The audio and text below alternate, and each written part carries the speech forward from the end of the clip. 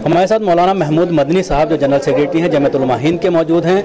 आज जिस तरह से इन्होंने प्रेस कॉन्फ्रेंस की है असम के मामले पर, मुसलमानों की जो शहरियत का मामला बना हुआ है, मौलाना क्या कहेंगे? जिस तरह से बात आ रही है तकरीबन 48 लाख मुस्लिम महिलाएं हैं जिनकी शहरियत पर सवाल खड़ा हुआ है। वो 48 लाख सिर्फ मुस्लिम नहीं है, उसमें 2/3 मुस्लिम हैं और 1/3 हिंदू हैं, बंगाली स्पीकिंग।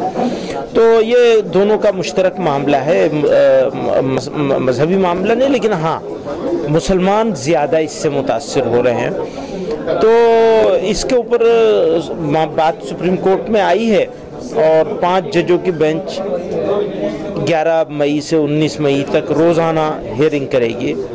तो जमीयत उलमा हिंद ने उसके लिए 12-13 वकीलों की एक पूरी टीम तैयार करी है और रोज़ाना इस वक्त भी काम चल रहा है ग्राउंड बनाने के लिए। और ये खालिस इंसानी मामला है।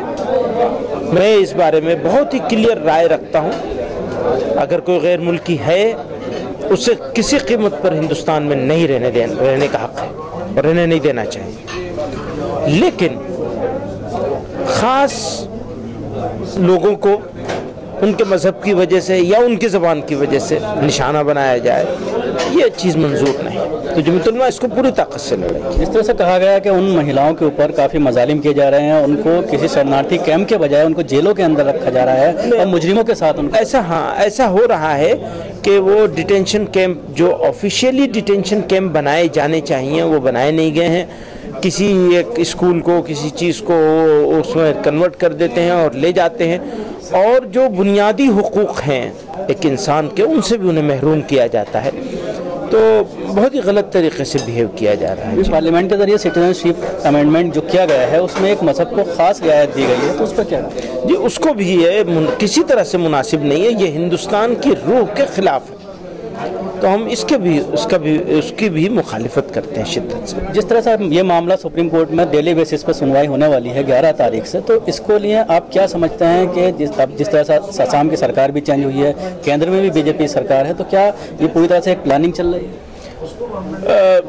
यकीनन कुछ ताकतें ऐसी हैं जो ख़ास नज़रिए से, ख़ास सोच से लोगों को परेशानी में, तकलीफ़ में मुब्तला रखना चाहती हैं। तो वो लोग उन लोग की साजिशें हैं इसमें ज़रूर। तरुण गोगोई सरकार को कितना जिम्मेदार मानते हैं? बड़े जिम्मेदार तो वही है कि उन्होंने इसको सॉल्व नहीं किया टाइम रहते हुए। इस प्रॉब्लम को हमने हर मुमकिन कोशिश की कि सॉल्व करने के लिए जो भी हमसे सपोर्ट चाहिए, हम इस सरकार से भी कहते हैं, सेंट्रल गवर्नमेंट से भी और आसाम की प्रेजेंट सरकार से भी, कि आप इस प्रॉब्लम को हमेशा के लिए सॉल्व करने के नियत से ईमानदारी के साथ कदम उठाइए। हम कंधे से कंधा मिलाकर आपके साथ खड़े हैं। शुक्रिया। ये तो मौलाना महमूद मदनी साहब जो बता रहे थे तफसील से जिस तरह से शहरियत का मामला असम में बना हुआ है, तो उसमें इनका ये कहना है न सिर्फ अब की सरकार बल्कि तरुण गोगोई सरकार भी इसके लिए काफ़ी हद तक जिम्मेदार है।